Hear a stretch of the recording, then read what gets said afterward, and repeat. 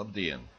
Šodien apskatīsim uzdevumu, kurā no datu tabulas, mūsu gadījumā šī tabula ir ar uzvārdiem, mēs gribētu redzēt kādā citā šūnā, piemēram šeit,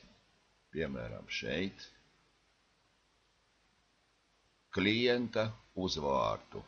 Tad mēs gribētu, lai šajā šūniņā mēs varētu izvēlēties vienu no uzvārdiem.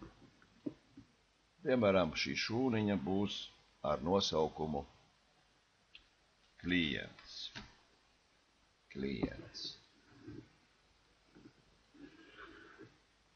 Kā to var izdarīt? Aktivizējam šo šūnu, ejam, atvērām date izvēlni un sameklējam date validation podziņu, klikšķ uz viņas un šeit allow šūniņā izvēlamies sarakstu. Tad mēs gribam pārskatīt sarakstu un izvēlēties no norādīta diapazona. Source, tas ir avots, no kurienes ņemt šo sarakstu. Mēs ņemsim sarakstu ar uzvārdiem un apstiprinām.